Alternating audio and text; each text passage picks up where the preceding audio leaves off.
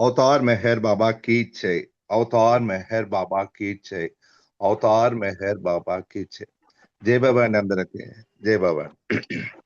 ఈరోజు బాబా విశేషాలకు వస్తే బాబా స్టోరీ ఒకటి చెప్తాను. దీని పేరు బాబాస్ గిఫ్ట్. బాబా ఇచ్చిన కానుక దీని తలక స్టోరీ అని. ఈ స్టోరీ ఏంటంటే అండి, ఒక బాబా ప్రేమికురాలు ఒక ఆవిడ ఉండేది. ఆవిడకి ప్రెగ్నెన్సీ కడుపుతో ఉన్నప్పుడు యాక్చువల్గా ఆవిడకి ఆవిడ ఒక మెహరాజాద్ వచ్చినప్పుడు అక్కడికి తన స్టోరీ చెప్తారు అనమాట.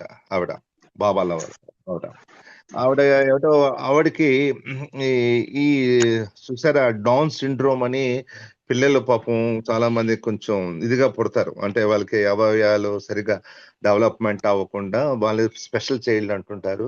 దీన్ని డౌన్ సిండ్రోమ్ అని అంటారు. ఇది స్పెషల్ చైల్డ్. వాళ్ళు పుట్టినప్పటి నుంచి అలా పుడతారు, పెద్ద అలాగే ఉంటారు. జస్ట్ వాళ్ళకి మాటలు రావు, సరిగా తినలేరు. అందరూ ఆ మదరే అంతా లైఫ్ అంతా త్యాగం చేసి పిల్లల్ని చూడాలి. అలా స్పెషల్ చైల్డ్స్ మీరు మనందరికి తెలుసు. అప్పుడు కొంతమంది మనం చూసే ఉంటాం. అలా ఆవిడ కూడా ఒక స్పెషల్ చైల్డ్ పుట్టిందట. ఆవిడ చాలా కష్టపడి మరి ఇంకా లైఫ్ అంతా మరి ఆ జన్మ అలాగా బేబీకి అలాగ వాళ్ళు త్యాగం చేశాలి, ఆ స్పెషల్ డౌన్ సిండ్రోమ్ పుట్టిన పిల్లలకి. సో ఆ మదరు పాపం ఆవిడ బాబా లవరు. సో అలా కష్టపడి తీసుకొస్తుంది బేబీని, పెద్దది అవుతున్నది. సో ఆవిడ ఎక్స్పీరియన్స్ చెప్తుంది అసలు ఏం జరిగింది. ఆవిడ ఏమంటదంటే, ఆవిడ ప్రెగ్నెన్సీలో ఉన్నప్పుడు ఓ రోజు ఒక కల వచ్చింది. కల్లో బాబా వచ్చాడట ఆవిడకి. ఆవిడ 6 నెలలో 7 నెలలో ఆ ప్రెగ్నెన్సీ ఉన్నప్పుడు, ఈ బేబీ లోపల ఉన్నప్పుడు బాబా కల వచ్చింది. బాబా కల్లో కనిపించారు. బాబా కల్లో దగ్గరగా ఉన్నారట. సో ఈ డ్రీమ్ లో ఏం చూసిందంటే, బాబా ఆవిడ ముందే అలా నిలబడి ఉన్నారట, చాలా దగ్గరగా. ఎలా ఉన్నారట, లుక్ చాలా విచారంగా ఆందోళనగా ఉన్నారట బాబా ఫేస్. కల్లో దగ్గరగా ఆవిడ మంచం దగ్గరగానే ఉన్నారట. చాలా ఆందోళనగా విచారంగా ఫేస్ పెడుతూ బాబా కనిపించారట. అప్పుడు ఒకసారి బాబా ఆవిడ వైపు చూసి కల్లో ఇలా అన్నారట, నేను నా దగ్గర స్పెషల్ చాలా డియర్, నాకు ఎంతో ఇష్టమైన, చాలా ప్రిషియస్ అయింది, చాలా విలువైంది ఒకటి ఉంది, నా దగ్గర ఉంది. అది నీకు ఇస్తాను. జాగ్రత్తగా కేర్ చేయాలి, నువ్వు జాగ్రత్తగా చూసుకోవాలి, నీకు ఇచ్చే ఇది అన్నారట. తన దగ్గర ఒక స్పెషల్, ఒక ప్రిషియస్ అండ్ చాలా విలువైంది, నాకు చాలా ఇష్టమైన డియర్, నాకు చాలా ఇష్టమైంది ఒకటి ఉంది, అది నీకు ఇస్తాను. అది జాగ్రత్తగా చాలా జాగ్రత్తగా కేర్ గా చూసుకోవాలి అన్నారట. ఈవిడ కల్లో, ఇదంతా కల్లోనే. ఈవిడ వెంటనే ఎస్ బాబా, అలాగే తప్పకుండా నేను చూస్తున్నానని చెప్పిందట. ఇప్పుడు బాబా మళ్ళీ రిపీట్ చేశారట, ప్రామిస్ మీ, నాకు ప్రమాణం చేతి మీద, will get a good care, నిజంగా బాగా చూసుకుంటావా అని బాబా రెండోసారి మళ్ళీ ప్రామిస్ చేయమని అడిగారట. సో ఈవిడ కూడా బాబా తప్పకుండా బాబా ప్రామిస్ చేసిందట, నేను చూసుకుంటాను. సరే అప్పుడు బాబా అన్నారట ఓకే. ఆవిడ మళ్ళీ ప్రామిస్ చేస్తూ, బాబా నా మై బెస్ట్, నేను ఎంత చేయాలో అంత బెస్ట్ నేను చేస్తాను, సో అని ప్రామిస్ చేస్తాను. అప్పుడు బాబా ఒక్కసారి ఆ విచారంగా ఉన్న ఫేస్ తో బాబా మంచి ఎప్పుడైతే ఈవిడ ఇలా అందో, బాబా మంచి ఆనందమైన వెరీ నవ్వుతూ, బాబా ఒరిజినల్ ఫోర్స్, బాబా ఎప్పుడు నవ్వుతూ ఉంటారు కదా, అలా నవ్వుతూ వాళ్ళు కనిపించారట. అప్పుడు వెంటనే బాబా, అంటే ఇదంతా కల్లోనండి.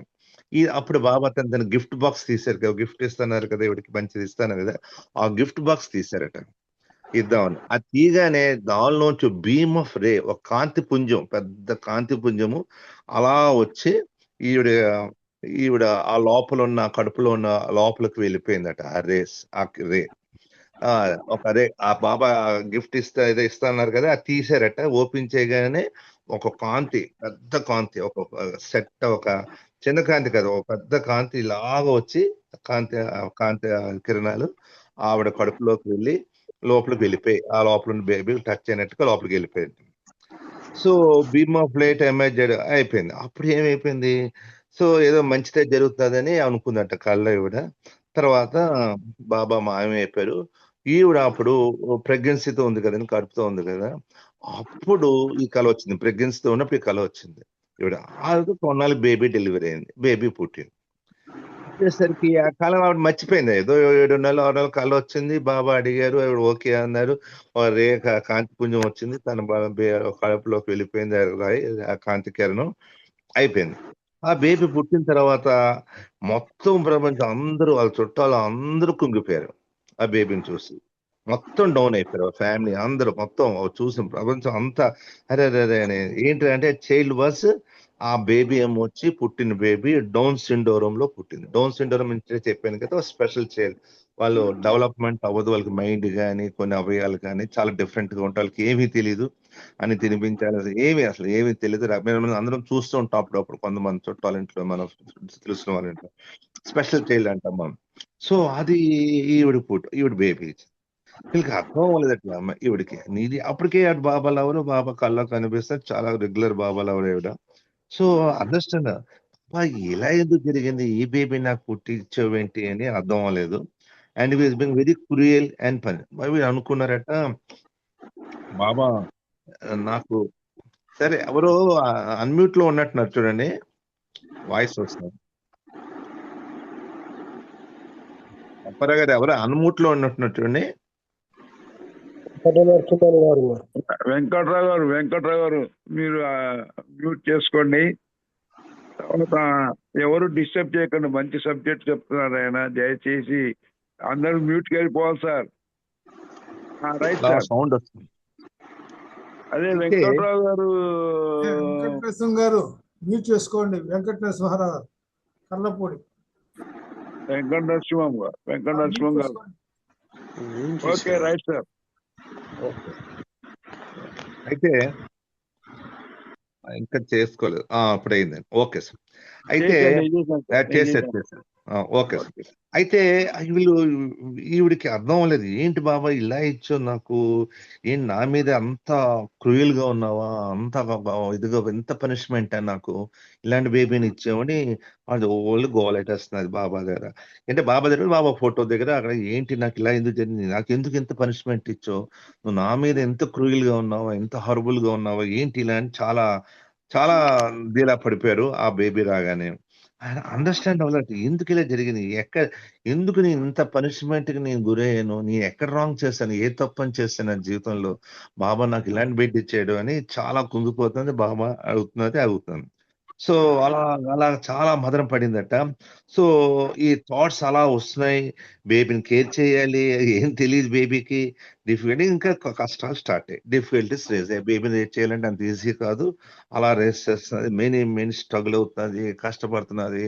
ఇంకా అంతే కదండీ! ఇప్పుడు స్పెషల్ చైల్డ్ కంటే ఆ మదర్‌కి ఆ లైఫ్ ఇంకా ఆ బేబీ కంప్లీట్‌గా అంకితం అయిపోవాలి. ఎందుకంటే వాళ్ళకి ఎంత ఏజ్ వచ్చినా 25 ఏళ్ళు, 30 ఏళ్ళు వచ్చినా వాళ్ళకి ఏమీ తెలీదు. అన్నీ మనం తినిపించాలి. అన్నీ చేయాలి. అన్నీ ఏమీ తెలీదు వాళ్ళు. ఒకమైన ఇదిలో ఉంటారు. వాళ్ళు పాపం ఏమీ తెలియదు. మాటలు రావు. బాడీ పార్ట్స్ కొన్ని ఎక్కువ పెరిగితే కొన్ని పెరగవు. వాళ్ళకి బలం ఉండదు. ఉండదు. చాలా డిఫరెంట్‌గా ఉంటారు. ఈ స్పెషల్ ఇది. వాళ్ళ అసలు అంత మదరే కంప్లీట్‌గా ఆ లైఫ్, ఆ జన్మ ఆవిడ అలాగా త్యాగం చేసేయాలి. అది ఆ బేబీ. సో, చాలా అవస్థపడుతున్నది. కష్టపడి బేబీని తీసుకొస్తున్నది. అండ్ స్ట్రగుల్ అవుతున్నది. ఎంతో అవస్థపడుతున్నది. సో, ఆవిడ లైఫ్ అంతా జీవితం అంతా ఇంకా కాన్సంట్రేషన్ ఆ బేబీ మీద. అంతే కదా! ఇంకో థాట్ లేదు. రాత్రి పడుకుని ఆ బేబీ అలాగా రైజ్ చేస్తుంది ఆ బేబీని. సో, ఇంకా మళ్ళీ ఏమంటుంది, నేను ఆ బేబీని పెంచుతున్నానే గాని, నాకు బేబీ మీద ఫుల్ ప్రేమ కుదరట్లేదు. ప్రేమ రావట్లేదు. ఎందుకంటే బేబీ అలా ఉండి పెంచుతున్నది ఏదో ఒక ధర్మం. మరొక తల్లిగా కానీ, పూర్తి లవ్ బేబీ తల్లి బెడ్ మీదకొచ్చి అంత పూర్తి ప్రేమ నాలో కలగట్లేదు బేబీ మీద అంటున్నది. నా హృదయంలో అన్నీ అడ్డంకులే. ఆ బ్లాక్స్ నా హార్ట్ అంతా ఏంటి ఇలా ఒక పక్క బేబీని పెంచాలి కష్టం. ఒక పక్క ఎక్కువ సరిగ్గా ప్రేమ చూపించలేకపోతున్నది. చాలా ఆందోళన ఉంది. హృదయం అంతా వికారం అయిపోయి అలాగే బతుకుతున్నది. అలా రోజులు గడుస్తున్నాయి. అలా బేబీ పెంచుకుంటూ కూర్చొస్తుంది. ఎలా వచ్చిందంటే ఈవిడకి కొంత టైం ఎలా ఉందంటే, ఈవిడకి ఇంకా కొంత టైం ఎలా వచ్చిందంటే అండి, కోపం వచ్చిందట బేబీ మీద. ఏంటి నువ్వు పుట్టడం వల్ల నన్ను కట్టిపడేసావు. నా జీవితం అంతా ఎక్కడికి వెళ్ళడం అవ్వట్లేదు. ఎక్కడికి ఏ ఊరు గాని ఏవి అవ్వదు కదా! కట్టిపడేసావు నా జీవితం అంతా అనే ఒక అసలు కోపం, చిరాకు ఎలా ఉందంటే అలా ఉందట. ఈవిడ ఈ కోపం, ఈ చిరాకు, ఈ ఆందోళన ఇవన్నీ పాపం నుంచి కొంచెం ఉపశాంతి కొంచెం వెళ్దామని ఆవిడ దగ్గరలో ఉన్నట్టుంది. ఈవిడ place I think maybe Poona or Bombay or అయితే ఈవిడ ఏం చేసింది, మరి ఒక 2-3 రోజులు మెహరాజాదు అప్పుడప్పుడు వెళ్ళేదట. వీకెండ్ మెహరాజాదు మండలి ఉంటారు కదా, అట్లీస్ట్ మండలి కోటేశ్వరరావు గారు మ్యూట్ అండి. అయితే అప్పుడు అయితే మహారాజాది వెళ్తే అక్కడ మండలి ఉంటారు కదా, మనీ రిచ్ మేయర్, వాళ్ళు ఏదో వాళ్ళ ప్రేమ, వాళ్ళు కొంత మంచి ఓదార్పు ఇస్తారు, కొంచెం స్ట్రెంత్ వస్తుంది అట్లీస్ట్ వాళ్ళందరినీ. అప్పుడప్పుడు అంటే వేరే 3 నెలలకు అప్పుడు ఒకసారి మహారాజాది వెళ్తుండేదట. ఒక రోజు ఉండేది, వాళ్ళందరూ కలిసేది, అలా మళ్ళీ వచ్చేది. అది వెళ్తున్నారు అప్పుడప్పుడు జస్ట్ అవన్నో పెట్టి ఇంట్లో ఒక రోజుకి వెళ్ళి మార్నింగ్ వెళ్ళి రాత్రికి వచ్చేలాగా ఏదో అరేంజ్మెంట్ చేసుకుంది. మెహరాజాద్ వెళ్ళి అట్లీస్ట్ మండలి వాళ్ళందరినీ దర్శించుకుంటే వాళ్ళు ఏదో కొంచెం ఇస్తారు కదా, ఓదార్పు చేస్తారు కదా, ఏం పర్వాలేదు బాబాయ్ అని అంటారు కదా అని వాళ్ళందరి గురించి వాళ్ళందరితో వెళ్దామని వెళ్తూ వస్తాడు. ఒకసారి ఏమైంది అంటే మెహరాజాద్ వెళ్ళినప్పుడు ఒకసారి మణి గారు మండలి హాల్లో మాట్లాడుతున్నారు. తెలుసు కదా, మన మండలి అందరూ చెప్తుంటారు బాబాయ్ విషయాలన్నీ, వాళ్ళు మొత్తం అందరూ మీరిచ్చు మనీ మాలనాటు అందరూ. సో అలా ఒక రోజు ఈవిడ వెళ్ళినప్పుడు మణి గారు మాట్లాడుతున్నారు మండలి హాల్. ఏం చెప్తున్నాడు బాబాస్, ఆ రోజు మణి ఏం చెప్తుంది, ఆ రోజు topic babas love and concern for such a special children. ఇలాంటి సిండ్రోమ్ పిల్లలకి, డౌన్ సిండ్రోమ్ పిల్లల గురించి, స్పెషల్ చైల్డ్ గురించి బాబా కన్సర్న్ ఎలా ఉండేది, బాబా ఉన్నప్పుడు బాబా ఎలా చూపించేవారు, ఇది మీరు టాపిక్ మాట్లాడుతున్నారు ఆ రోజు. ఇట్స్ సో అయిపోయింది. ఆ రోజు ఏం చెప్పాడు, ఈ మనీ ఏం చెప్తున్నది, ఒక న్యూస్ పేపర్ లో ఒక ఆర్టికల్ రీడ్ చేశాట. జనరల్ గా న్యూస్ పేపర్ బాబా ముందు చదువుతూ ఉంటారు, మీ అందరికి తెలుసు. ఈ రీతిగా మనీ కూడా చదువుతుంది. సో న్యూస్ చదివిందట మనీ బాబా ఉన్నప్పుడు. చూస్తే ఒక న్యూస్ పేపర్ లో ఆర్టికల్ పడిందట ఆ రోజు.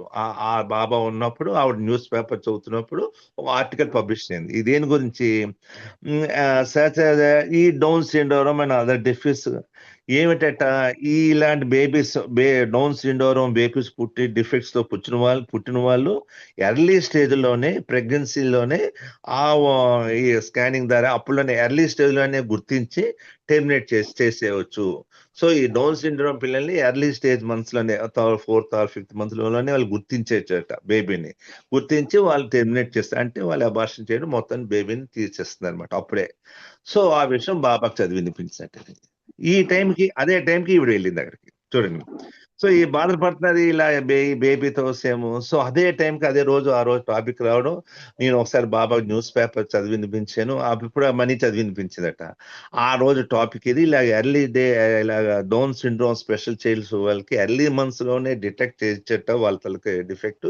సో చేసి వాళ్ళని అబార్షన్ మొత్తాన్ని బేబీని టెర్మినేట్ చేసేస్తున్నారు ఎర్లీ స్టేజ్ లోనే. ఆ విషయాన్ని బాబా చదివి వినిపించినట్టు. ఇప్పుడు చూడండి, బాబా అటువంటి రాస్తారు. Baba looked very sad and concern, sad with gesture. Baba ఒక్కసారి చదవగానే మొహం విచారంగా పెట్టి, కన్సర్న్ గా పెట్టి, చాలా ఆందోళనగా పెట్టి, ఇలాగా విచారంగా పెట్టి బాబా చేతి సౌజ్ఞలు చేస్తున్నారట. So many souls need to incarnate and go through this experience for them to progress further. ఎన్నో ఆత్మలు ఇలాగా స్పెషల్ బేబీగా డౌన్ సిండ్రోమ్ గా జన్మ ఎత్తుకుని అది అనుభవం పొంది వాళ్ళు ప్రోగ్రెస్ అవ్వాలట వాళ్ళ journey. What will happen to them? ఇలా అందరూ 4 నెలలు 3 నెలల్లోనే ఆ బేబీని, ఇలాంటి బేబీలు పుడతాయని తెలిసి వాళ్ళని అబార్షన్ చేసి బయటకు రాకుండా ముందే టెర్మినేట్ చేసేస్తే వాళ్ళందరి ప్రోగ్రెస్ ఏమైపోతుందని బాబా చాలా విచారంగా, ఆందోళనగా ఫేస్ పెట్టారట, సౌజ్ఞలు చేశారట. So many souls need to. Sir ఎవరో ఇంకా అన్మ్యూట్ అవుతున్నారు సార్, సౌండ్ వస్తుంది. వెంకటదాసం కరపల్లి అనుకుంటా. So many souls need to. Sir చూడండి, ఎవరు అన్మ్యూట్ అయ్యారు. జై బాబా వెంకటనరసింహం గారు, మీరు జై బాబా. అందరు మ్యూట్ చేసుకోండి దయచేసి. ఒక అరగంట మంచి సబ్జెక్ట్ ఉన్నప్పుడు అందరు డిస్టర్బ్ చేస్తున్నారు. దయచేసి వెంకటనరసింహం గారు మ్యూట్ చేసుకోవాలి. ఓకే మ్యూట్ చేసుకోండి. అయితే అది ఇంతమంది చాలా మంది ఆత్మలు ఇలాగా ఈ జన్మ తీసుకుని, అంటే ఈ సిండ్రోమ్, ఈ స్పెషల్ చైల్డ్ జన్మ తీసుకుని వాళ్ళ అనుభవం పొంది వాళ్ళు ప్రోగ్రెస్ అవ్వాలి. వాళ్ళందరి సంగతి ఏంటి అని బాబా చాలా విచారంగా అడిగా. వాళ్ళని క్వశ్చన్ చేశారు. బాబా మళ్ళీ question, what will happen to them, వాళ్ళందరూ ఏమైపోతారు అన్నారట బాబా. అప్పుడు బాబా కామెంట్ చేశారట, చూడండి, anyone who bring such a child into the world will not only grow spiritually, but several lifetimes of sanskaras will be wiped out for that person. అలాంటి బేబీని ఎవరైనా, అంటే mother invite చేసి తీసుకొచ్చి పెంచి పెద్ద చేస్తుంది, వారు ఎంతకాలం ఉంటారో చేస్తారో అలాంటి బేబీస్ని, వాళ్ళకట ఆధ్యాత్మికంగా ఎంతో అభివృద్ధి చెందుతారట. కొన్ని జన్మల కొన్ని లైఫ్ టైమ్స్, కొన్ని జన్మల సంస్కారాన్ని వైపు తుడిచేస్తారని చెప్తున్నారు బాబు. సో అంత ఇది ఎప్పుడైతే ఈవిడ ఈ విషయం విందో, ఈవిడ బాధలో ఉంది కదా, చాలా చిరాకు కోపం పెంచలేక బేబీతో నానా సతమత అవుతూ ఉంటుంది కదా. ఈవిడ రావడం, మనీ అలా చెప్పడం మండలి హాల్లో, ఈవిడ వినడం, మామ ఉన్నప్పుడు ఉంది చాలా దాన్ని. అప్పుడు ఈవిడికి ఆ స్టోరీ వినగానే అప్పుడు యాక్చువల్గా అప్పుడు ఆవిడ ఫ్లాష్ బ్యాక్ వచ్చింది. బాబా డ్రీమ్లు అన్నారు, ఆ డ్రీమ్ మర్చిపోయింది ఆవిడ. 5వ 6వ బాబా వచ్చిన డ్రీమ్ స్పెషల్ ఇస్తాను రే రావడం మర్చిపోయింది. మళ్ళీ మనీ ఇది చెప్పగానే తను బాబాలో కళ్ళలోకి వచ్చింది, గుర్తుకొచ్చింది. ఓహోహో, నా ప్రెగ్నెన్సీలో బాబా చాలా విచారంగా పెట్టి నాకు గిఫ్ట్ ఇస్తాను, జాగ్రత్త చూసుకోవాలి ప్రామిస్ చేస్తున్నారు కదా, దీని గురించా. అప్పుడు నాకు ఎంత బాబా కూడా చాలా బేబీని చాలా టేక్ కేర్ చేయాలి, జాగ్రత్తగా చూడాలి అని చెప్పారు కదా. ఓహో బాబా, అందుక నాకు ఆ డ్రీమ్ అలా వచ్చిందనే విషయం మనీ చెప్పగానే ఆవిడకి అర్థమైంది. అప్పుడుతో ఆవిడ మనసు చాలా ఆ డ్రీమ్, ఆ కళ యొక్క అర్థమైంది ఆ రోజు. తర్వాత ఆవిడ మనసు కుదుట పడింది. అప్పటి నుంచి ఈ బెని ఎప్పుడైతే ఈ విషయం చెప్పిందో అప్పటి నుంచి ఆవిడ ఇంకా హృదయంలో బ్లాక్స్, అంటే అడ్డంకులు ఉన్నాయి ఆవిడకి. ఇన్నాళ్ళు బేబీని పెంచాలా లేదా అలా చాలా దీలో పడుతుంది. అవన్నీ తుడిచిపోయి బేబీని చాలా బాబా ఇచ్చిన బిగిన్ టు లవ్ చేయలేసే బాబాస్ గిఫ్ట్, బాబా ఇచ్చిన గిఫ్ట్ కింద, బాబా నీకు గిఫ్ట్ ఇస్తా అన్నారు కదా, ఆ గిఫ్ట్ కింద అని చాలా ప్రేమతో చూడడం పెట్టింది. ఇంకా అక్కడి నుంచి ఆవిడని, ఆ కుర్రాన్ని, ఆ బేబీని చాలా పైకి తీసుకొచ్చింది, ఎంతో ప్రేమతో చూస్తుంది. ఇది బాబాస్ గిఫ్ట్ అని, బాబా స్టోరీ అని. నెక్స్ట్ ఇంకోటి అంటే రియల్ సఫరింగ్, నిజమైన బాధ. సో ఒకసారి ఈరీచిని అడిగారు అక్కడ కలిసి. ఏమని అడిగారు? ఈరీచిని అడిగారు, మీరు జనరల్ గా మండలి వాళ్ళు ఏం చెప్తుంటారు, ఎన్నో క్వశ్చన్ చాలా సందర్భంలో మండలి వాళ్ళు ఏం చెప్తేవారటండి. మండలి ఎక్స్ప్లెయిన్ ఇల్యూషన్, ఇదంతా ఇల్యూషన్, ఇదంతా మాయా. మీకు సంతోషంగా ఉన్నారంటే ఇదంతా ఇది డ్రీమ్, అది లైఫ్ అంతా ఇల్యూషన్, అదొక డ్రీమ్. మీరు సంతోషంగా ఉన్నారంటే గుడ్ డ్రీమ్స్ అట, మీరు సఫరింగ్ అవుతున్నారంటే బ్యాడ్ డ్రీమ్స్ అని చెప్పేవారట మండలి ఎక్కువ సార్లు. So everything dream. సో మన యొక్క జీవిత గమ్యం అంటే ఈ కళలో నుంచి మనం పైకి మేలుకొల్పోవాలి. అదే మన కళలోంచి మేలుకొల్పోవాలి. అదే మన జీవిత యొక్క ఉద్దేశం. అంతే కదా, అంతా కళలో ఉన్నాం, మన జీవితం అంతా ఇది మాయలో ఉన్నాం, కళలోంచి మనం పైకి రావాలి. సో అలా రావన్నప్పుడు, సో అది ఎలా కళ్ళలో మెలకు వస్తుంది అంటే ఆ గ్రేస్ ఆఫ్ మాస్టర్. సో వీళ్ళు అడిగారు, గ్రేస్ ఆఫ్ మాస్టర్ వచ్చినప్పుడు వితౌట్ సఫరింగ్, అంటే వితౌట్ సఫరింగ్, బాధలు పడకుండా మనకి ఆ గ్రేస్ ఉంటే మనం భగవంతుడు అయిపోతాం కదా, సఫరింగ్ అవసరమా అని అడిగారు. అప్పుడు ఈరిచ్చిన మళ్ళీ అడిగారు, మీరు చెప్పండి, మీరు ఎంతో కాలం బాబా దగ్గర ఉన్నారు, ఎన్నో కథలు తెలుసు, ఎన్నో స్పిరిచువల్ హిస్టరీ తెలుసు, ఎంతో మాస్టర్స్, గురువులు, సద్గురు అందరి లైఫ్ హిస్టరీలు చాలా బాగా తెలుసు మీకు, ఎంతో మీకు మంచి నాలెడ్జ్ ఉంది స్పిరిచువల్ హిస్టరీ ఆఫ్ మ్యాన్. ఈ మ్యాన్కైండ్, ఈ మానవాళిలో ఈ ఆధ్యాత్మిక మార్గంలో ఉన్నవాళ్ళు వాళ్ళ ఆ యొక్క గోల్ని రీచ్ అవ్వడం అంటే ఈ డ్రీమ్ నుంచి అవేకన్ అవ్వడమే కదా. ఈ మన మాయా అని జన్మ, ఈ మాయలోంచి, ఈ డ్రీమ్ లోంచి, ఈ కళ్ళలోంచి మెలకు రావడమే. మెలకు వస్తే మనం భగవంతుని చేరుకుంటుంది. అలా చేరే ప్రయత్నంలో సోకాల్ సద్గురులు, సైన్యాసులు, యోగులు, ఎంతో మంది పాత్రలు, వీళ్ళందరి స్టోరీ మీకు చాలా తెలుసు కదా. ఎవరైనా ఇప్పటికొచ్చి ఎవరైనా వితౌట్ సఫరింగ్ ఎవరైనా గోల్ రీచ్ అయ్యారా? అది ప్రశ్న. యాక్చువల్ వాళ్ళు అడిగింది అంటే ఈ రీతిని మీరు ఇంతమంది మీకు తెలుసు కదా, మీకు తెలిసిన నాలెడ్జ్ లో ఎవరైనా వితౌట్ సఫరింగ్ హాయిగా భగవంతు చేరిపోయారా? ఈ పర్ఫెక్ట్ మాస్టర్స్ కానీ, సద్గురులు, యోగులు, ఎవరైనా లవర్స్, క్లోజ్ లవర్స్ అందరూ గమ్యం చేరే దానిలో ఉన్నారు కదా భగవంతుని. ఈ చేరే మార్గంలో ఎవరైనా సఫరింగ్ అవ్వకుండా భగవంతుని చేరారు. ఇది చాలాసేపు ఆలోచించి ఏం చెప్పారంటే ఏమన్నారంటే no history of the mankind reach the goal అని అడిగారు. అంటే అప్పుడు డూ యూ నో ఎనీ అంటే అప్పుడు ఇది చాలాసేపు వెయిట్ చేసి ఇది అప్పుడు ఏమన్నారు, it appears to be there no one up to till now. నాకు తెలిసిన మటుకు ఇప్పటి వరకు ఏదో ఒక్కరు సఫరింగ్ అవ్వకుండా భగవంతు చేరలేదు. ఎవరెవరిని సిద్ధి సాయిబా ఎవరైనా ఎవరి తలకు సద్గురు లైఫ్ హిస్టరీ చూసినా, ఎవరు ఏ ప్లేన్ లో ఎవరు చూసినా, మనహాములు ఋషులు వాళ్ళ సఫరింగ్ అనేది లేకుండా నాకు తెలిసి ఎవరు అందరూ సఫర్ అయ్యారు కానీ ఎవరు లేరు అన్నారు. అప్పుడు ఇది చేయమనంటే there is a different suffering of who seek God and వర్లీ సీక్. భగవంతుడి గురించి అప్పుడు ఈ రీతి ఇంకా ఫర్దర్ గా క్లారిఫికేషన్ ఇచ్చారంటే ఈ సఫరింగ్ 2 రకాలు ఉన్నాయి. భగవంతుడి గురించి ఆ సాధకుడు ఆ భగవంతులో చేరా అనే దీనిలో సఫరింగ్ వేరు, ప్రాపంచికమైన సఫరింగ్ వేరు. ఈ రెండింటికి డిఫరెన్స్ ఉన్నది అని చెప్తున్నాడు. వన్ సఫర్ ఫర్ డిసీజ్, ఇంకోటి అంటే ఇంకోళ్ళు ఎవరు ఏదో వ్యాధి వచ్చింది, కొంచెం జబ్బు వచ్చింది, దానికి సఫర్ అవుతాడు, తర్వాత మందులు అవి పుచ్చుకుంటూ క్యూర్ అవుతుంది. సో ఆ జబ్బు ఉన్నసేపు సఫర్ అవుతాడు, అది ఇల్నెస్, జబ్బు ఏదైనా వస్తే మనకి ఏమైనా దానివల్ల సఫర్ అవుతారు. అలాంటి వాళ్ళు అదో రకం.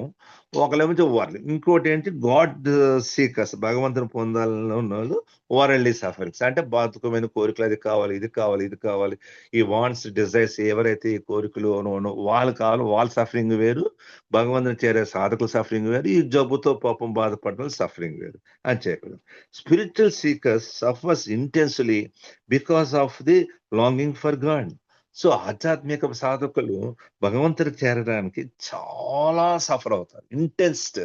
చాలా ఇంటెన్సిటీ ఎలా ఉంటుంది, మామూలుగా ఉండదు, చాలా స్థాయిలో ఉంటుంది. అంత సఫర్ అవుతారు, అంత ఈ బాధలు కోరుస్తారు. ఎందుకు? భగవంతులో చేరాలి, అది ఒక్కటే వాళ్ళకి, ఇంకోటి లేదు. So this separation for beloved makes him restless, he longs for union. So భగవంతుడి నుంచి వేరే అయిపోయాడు అనే సెపరేషన్ తో లాంగింగ్, అంటే నిరీక్షణ, భగవంతుడు ఎప్పుడు చేరతారు అనే దీనిలో వాళ్ళు సఫర్ అవుతారట. అది రెస్ట్లెస్, ఎప్పుడూ రెస్ట్లెస్ ఉంటారు వాళ్ళు. ఎందుకు భగవంతుని చేరాలి అనే ఆ విరహ వేదన వాళ్ళు నిరంతరం సఫర్ అలా ఉంటూనే ఉంటుంది. అదే మన మస్తులో భూమికిలో ఉన్న వాళ్ళు చూస్తాం కదా, వాళ్ళందరూ ఆ అగ్ని, ఆ లవ్ అనే అగ్నిలో వాళ్ళు దహదహలాడుతుంటారు. అది వేరు. Although suffering makes him world ఈ so consumed is not ever of anything except the pain. So వాడు ప్రపంచంలో ఉంటాడే కానీ ఇంకేమీ లేదు. ఆ భగవంతుని చేరాలి, ఆయన దూరంగా ఉన్నాను, ఆయనలో చేరిపోవాలి, ఆ అగ్ని, ఆ ఫైర్ అనేది నిరంతరం ఉంటుంది. అంటే ఇంకో జిజ్ఞాస లేట ప్రపంచంలో, అంటే మనం మస్తు అని చెప్పుకోవచ్చు. ఈ సఫర్స్ ఇంటెన్స్లీ పెయిన్, చాలా బాధపడతాడట భగవంతుడు దూరం అయిపోవడం. And this very pain sustain gives Joy. So ఇలా బాధపడడం వల్ల ఏదో రోజు వాడికి భగవంతులో మోక్షం వస్తే మంచి ఆనందం వస్తుంది. ప్రస్తుతానికి పెయిన్తో ఉన్నాడు, చాలా బాధతో ఉంటాడు. అంటే నాట్ ఏ ఫిజికల్ అండ్ ఇది కాదు, మంటలుగా భగవంతుడు దూరం అయిపోయాను, ఆయన నుంచి కలవాలి, ఆ విరహ బాధ అంట కదా, భగవంతుడు చేరాలనే అది ఆ ఫైర్, దాంతో బాధపడతాడట. ఇంకా అండ్ సఫరింగ్ ఈ సఫరింగ్ వాడికట, సాధకుడికట అండి. ఇంకోటి చెప్తున్నారు ఈ సఫరింగ్ అవ్వడం వలన వాడు అలా భగవంతుడు దూరం అయిపోయాను, భగవంతు చేరలేకపోయాను, ఆ సఫరింగ్ వాడికి ఇంకో అడ్వాంటేజ్ వస్తుందట. The suffering keeps pushing the seeker in search for the beloved. అదే ఊరుకోదట, ఆ సఫరింగ్, ఆ విరహ బాధ, భగవంతుడు అది ఇంకా ముందు తోస్తుందట. భగవంతుడు ఎక్కడ ఆగిపోతాడో ఎత్తుకు, అక్కడ చూడు అని అది ఇంకా ముందు తోస్తుందట ఆ సఫరింగ్ ఆ సాధకుడికి. అండ్ ఇది ఇచ్చేసి అది ఎప్పుడైతే పీక్ వెళ్ళిపోయిందో, ఆ సఫరింగ్ ఇంటెన్సిటీ ఎప్పుడే పీక్ వెళ్ళిపోయిందో, బిలీవర్డ్ మేనిఫెస్ట్, భగవంతుడు వాడికి సాక్షాత్కరిస్తాడు, భగవంతుడు అయిపోతాడు. ఇది మేజర్ ద లవర్ అది ఆ ప్రియతముల్లో అతను కలిసిపోతాడు. సో హై పీక్ వెళ్ళిపోతే సఫరింగ్ అవుతుంది. ఇంకా వరల్డ్లీ సఫరింగ్స్ ఉన్నాయి చూసారా, అతనంటే బాగా ఈరిచ్ గారు చెప్తారు, అనదర్ వరల్డ్లీ భౌతికమైన ప్రపంచాలు, ఇవి ఇల్యూషన్, ఈ మాయలో ఇవి. ఇది only because of wants and desires. మీ కోరికలు అవి కావాలి, ఇవి కావాలి, ఇవి కావాలి, ఆ కోరిక వలన మీరు తెచ్చుకున్న బాధలే ఇది. భగవంతుడే ఇవ్వలేదు. మనం ఇప్పుడు అసలు బాలనాథ్ గారు అనుకోండి, బాబా అడుగుతారు ఎందుకు ఇలా మానవాళి బాధలు అంటే, ఇది నేను ఇవ్వలేదు, మీరు తెచ్చుకున్నవి ఇవి బాధలు అన్నారు. ఎందుకంటే మాకు అది కావాలి, ఇది కావాలి, ఇది కావాలి, ఇది కావాలి, దాని అనర్థాలు ఇవన్నీ మనం సఫరింగ్స్ అని, నేను అవన్నీ బోర్డు గొడవలు అన్ని ఈ మాయలో ఉన్నాం. సో ఈ కోరికలు డిజైర్స్ ఉండడం వలన ఈ మాయా ప్రపంచంలో వరల్డ్ భౌతికమైన సఫరింగ్స్, బాధలు అనుభవిస్తున్నాం. Just as only wants and desires, కోరికలే, ఇంకేం లేదా, అది కావాలి, అది కావాలి, కోరికలే, మన కోరికలే మన బాధలు. దీస్ ఆర్ ఎండ్లెస్, ఇవి అంతులేనివట. ఇప్పుడు ఒక ఏదో కోరిక తీరింది అనుకోండి, వెంటనే ఇంకో కోరిక కావాలని ఉంటుంది. ఒక తీరిన కోరిక తీరలేని కోరిక నాంది అవుతుందట. సో మనం కోరిక తీరిపోగానే ఇంకోటి. సో అవి ఎండ్లెస్ అట. దానికి అయ్యో ఇక్కడతో లిమిట్ చేయాలని ఉన్నది, ఎండ్లెస్. సో ఎండ్లెస్ డిజైర్స్ కాబట్టి ఈ ఎండ్లెస్ సఫరింగ్స్ ఉంటుంది. బాబా ఈరిచ్ గారు చెప్పారు, ఎండ్లెస్ అండ్ వరల్డ్లీ సఫరింగ్, ఈ భౌతికమైన బాధలు కూడా ఎండ్లెస్, దానికి అంతుంటే అలా ఉంటూనే ఉంటాయి. అది. సో ద సీకర్, ఎవరైతే ఆ సాధకుడు సఫర్ అయ్యి ఫైనల్ గా ఫ్రీ అవుతాడో, లాంగింగ్ ఫర్, వాడు యూనియన్ భగవంతులో చేరిపోతాడు. బట్ ఈ వరల్డ్లీలో వరల్డ్లీ కాట్ ఇన్ ఇల్యూషన్, అంటే ఈ మాయా ప్రపంచంలో ఎవరైతే బంధించిపోయి ఈ కోరికలు కోరుకున్న వాళ్ళ సఫరింగ్ ఈజ్ ఎండ్లెస్లీ, అంతులేనిగా అసలు బాధలు వస్తూనే ఉంటాయి అని ఈ రీతిగా చెప్పడం జరిగింది. సరే, ఇంకో ఈ విషయమే ఈ విషయమే సేమ్ ఇది ఈ రీచ్ గారు చెప్పారు అడిగిన క్వశ్చన్కి. ఈ విషయమే జస్ట్ టూకీగా చెప్తున్న టైం అయిపోతుంది. ఉపాసన్ మహారాజ్ దగ్గర వచ్చేది. ఉపాసన్ మహారాజ్ ఉన్నప్పుడు వాళ్ళ శిష్యులు అడిగారు, ఎందుకు వాళ్ళు అడిగారు, డివోటీస్ అడిగారు, ఉపాసన్ మీ close lovers were suffering intensely, నీ చాలా సన్నిహితమైన ప్రేమికులు ఎందుకు ఎక్కువ బాధలు పడుతున్నారు అని అడిగారట. అప్పుడు ఉపాసన్ మహారాజ్ చెప్పారు, when a lover of when the lower creature wants to achieve consciousness of the creature of higher level, it is willing to merge into the higher creatures by taking food. ఇది చాలా ఉందని నేను టూకీగా చెప్తాను. ఏమైందంటే మీరు ఎందుకంటే ఉపాసన మహారాజ్ ఎంత చక్కగా చెప్పారంటే, ఒక లోయర్ కాన్షియస్నెస్ చిన్న జీవి ఉంటుంది, చాలా చిన్నది, అది చైతన్యంలో చాలా తక్కువది. ఇది హైయర్ కాన్షియస్ పొందాలనే ఈ పరిణామంలో హైయర్ కాన్షియస్కి వెళ్ళాలి, ఇంకా హైయర్కి వెళ్ళాలి, అంతే కదా పరిణామంలో అలా అలా అలా అలా పెరుగుతూ ఉంటుంది. సో ఈ లోయర్ కాన్షియస్నెస్ యొక్క జీవి క్రియేచర్ హైయర్ కాన్షియస్ పొందాలి అంటే, ఇది హైయర్ కాన్షియస్ మెర్జ్ అవ్వాలంటే ఇది దానికి ఆహారంగా అయిపోవాలట. అంటే దానికి ఉపాసన మారి ఎగ్జాంపుల్, ఒక పక్షి ఉంది, బర్డ్, అది చిన్న క్రిమికీటకాలను తినేస్తుంది. ఈ క్రిమికీటకాలు అనేది లోయర్ కాన్షియస్నెస్, అది జీవే, ప్రాణి, చిన్న చిన్న పురుగులు, చిన్న చిన్న ఎగురే చిన్న చిన్న ఉంటాయి కదా, ఆ చిన్న చిన్న పురుగుల్ని ఇవన్నీ ఆ బర్డ్ తినేస్తుంది, పక్షి. ఇది హైయర్ కాన్షియస్ పొందాలంటే, దీని మీద బర్డ్ హైయర్ కాన్షియస్ కదండి, ఇది ఈ పురుగుల మీద. ఆ బర్డ్ తెలకు చైతన్యం, హైయర్ కాన్షియస్నెస్, ఆ చైతన్యాన్ని పొందాలంటే, ఆయుష్ చైతన్యం పొందాలంటే దీనికి అది ఆహారంగా అది సమర్పించుకోవాలి, ఉంటేనే అది ఎప్పుడైతే అది మింగి తిందో అది హైయర్ కాన్షియస్నెస్ అవుతుంది అని చెప్పారు. So higher consumes higher, so the lower conscious becomes higher. So ఎప్పుడైతే నువ్వు ఈ లోయర్ కాన్షియస్నెస్ చైతన్యంలోని హైయర్ కాన్షియస్నెస్ కి మనం అర్పించుకున్నప్పుడే నువ్వు ఇంకా హైయర్ కాన్షియస్నెస్ సమానం అవుతావు. So it is like a food for bird. ఓ ఫుడ్ తిందంటే, పక్షినో పురుగునో తిందంటే ఇది లోయర్ కాన్షియస్నెస్, ఇది హైయర్ కాన్షియస్నెస్, ఇది హైయర్ కాన్షియస్నెస్ చైతన్యంకి వెళ్ళిపోతుంది. అలాగే ఒక శవం, ఓ గొర్రె పిల్లని చూస్తుంది అనుకోండి, ఈ గొర్రె పిల్లి దానికి అయిపోవాలి. ఇది గొర్రె అనేది చాలా తక్కువ కాన్షియస్నెస్, నై అనేది హైయర్ కాన్షియస్నెస్. సో ఈ తక్కువ చైతన్యం ఉన్న గొర్రె నువ్వు హైయర్ చైతన్యం పొందాలని దానికి నువ్వు ఆహారంగా సమర్పించుకోవాలి. ఆహారంగా అప్పుడు ఆ సింహం దాన్ని తిందంటే శుభ్రం ముందు చంపేస్తుంది, చంపిన తర్వాత అది వెంటనే తిందు. మొక్కలు డైజెషన్ ఒకసారి చేసుకోలేదు, మొక్కలు పీసుల కింద కరుగుతుంది, దాచుకుంటుంది, 1 by 1 నెమ్మదిగా తింటుంది, కంప్లీట్ డైజెస్ట్ చేస్తుంది. అప్పుడు అది ఆ గొర్రె ఆ సింహం తాలూకా కాన్షియస్నెస్ కి కంప్లీట్ అయిపోయింది, దాంతో ఏకమైపోయింది. అలాగే ఈ ఉపాసన మహారాజు ఏం చెప్పారంటే, ఉపాసన మహారాజు, సో ఇలాగ మీరు అవ్వాలంటే ఆ సఫరింగ్ అలా ఫుడ్ గా అవడం అంటే that is food with my lover represent with my consciousness. So మీరు అలాగా ఆ లవర్ క్లోజ్ గా ఉన్న లవర్స్ ఆయన చైతన్యం పొందాలంటే, ఆయనతో ఒకలా అవ్వాలంటే మీరు ఆ సఫరింగ్ అనేది బాధని మీరు అది సఫరింగ్ అనేది బ్రేక్ డౌన్ ఆఫ్ ఈగో మనిషి యొక్క అహంకారాన్ని బదలు కొట్టడం ఆ సఫరింగ్ లో. ఆ సఫరింగ్ ఎప్పుడు వస్తుంది బాధలో మన ఈగో ఇరిగినప్పుడే వస్తుంది. అలా వచ్చినప్పుడు ఈజ్ నెసెసరీ, ఈ సఫరింగ్ నెసెసరీ. నువ్వు లోయర్ కావచ్చు, నువ్వు భగవంతుని చేరాలంటే నువ్వు దాని ఫుడ్ గా ఎలా అయితే ఎగ్జాంపుల్ చెప్పారో సింహం బర్డ్ అది ఆహారం అయినప్పుడు అది తిన్నప్పుడు ముక్కలు చేసి తిని చేస్తుంది. అలాగే ఇంకో ఏం చెప్పారంటే ఉపాసన్ మహారాజ్ గారు ఒక గోల్డ్ స్మిత్ దగ్గరికి వెళ్ళాం బంగారం షాప్ వాడికి. నీ దగ్గర ఒక పీస్ ఆఫ్ గోల్డ్ ఉంది, అది అమ్మదాం చూస్తావు. వాడు ఏం చేసి వెంటనే కొనేడు. వాడి దగ్గర హ్యూజ్ స్టాక్ బంగారం తలక స్టాక్ ఉంటుంది, దానిలో వెంటనే వేసేసుకోడు. ముందు నువ్వు ఇచ్చిన బంగారాన్ని వాడు ఏం చేస్తాడు, గోల్డ్ స్మిత్ బంగారం షాప్ వాడు కరెక్టా కదా అని చూసి ఇమ్మీడియట్ గా ఆ స్టాక్ లో వేసేసుకోడు. దానికి మంచి బంగారం మంచి దానిలో వేసుకోడు. దాని ముందు టెస్ట్ చేస్తాడు. ఏం చేస్తాడు, దాని ప్యూరిటీ టెస్ట్ చేస్తాడు. ముందు దాన్ని రబ్ చేస్తాడు రాయికి, తర్వాత హ్యామర్ తో కొడతాడు. అలాగే ఎన్నో టెస్టులు చేసి ఎస్ ఇది బంగారం ప్యూరా కాదా అని చెక్ చేసుకుంటాడు. ఒక్కసారి ఇది బంగారం ప్యూర్ అని తెలిసిన తర్వాత దాన్ని అప్పుడు మెల్ట్ చేసి ఆ బంగారం తన స్టాక్ తో ఆల్రెడీ ఉన్న స్టాక్ లో వేసుకుంటాడు.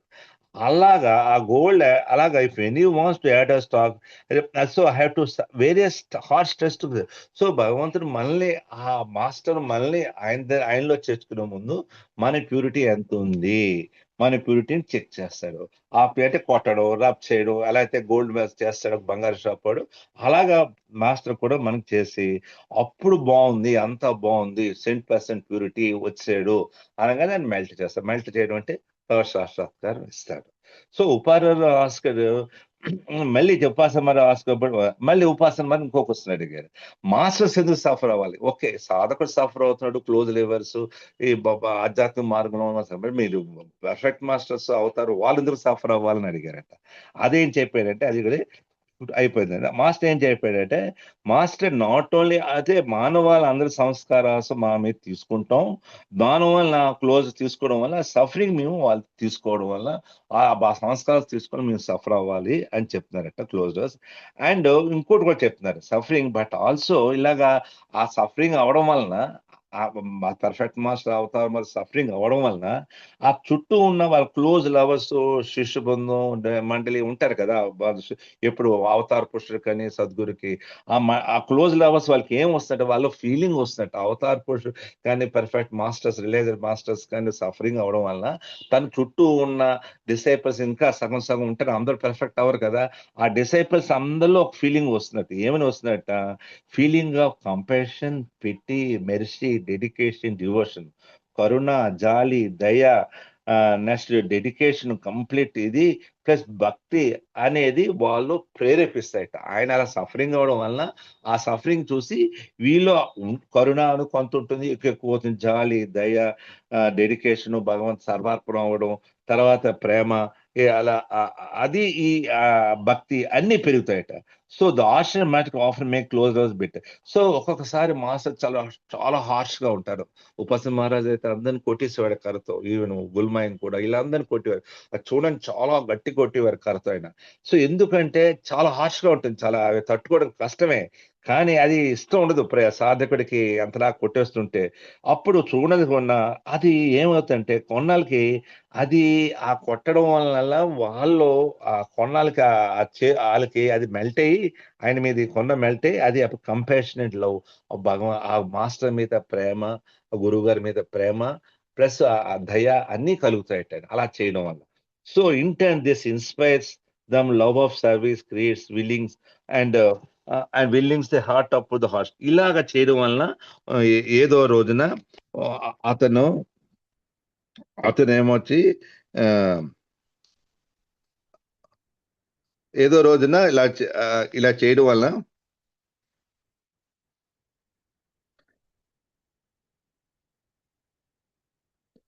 సో ఇలాగా ఇలా చేయడం వలన it inspires them love of service creates willingness to the heart put off the hardship master suffering.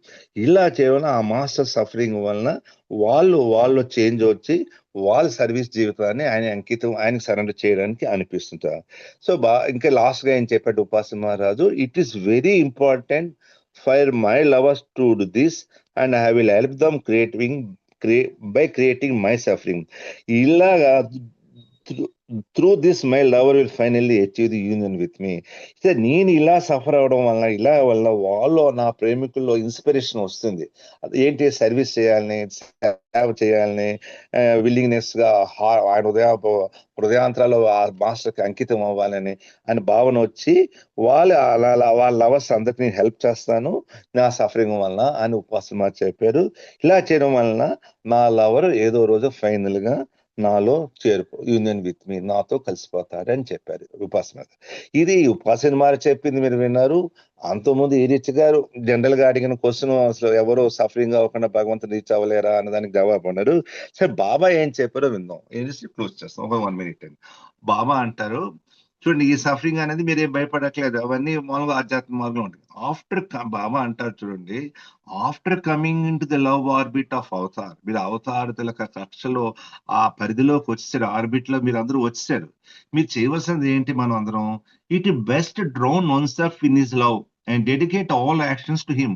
మీరు బాబా అంటే నా పరిధిలోకి వచ్చేసారు, నా ప్రేమ అనే కక్షలోకి వచ్చారు, ఆర్బిట్ లోకి వచ్చారు.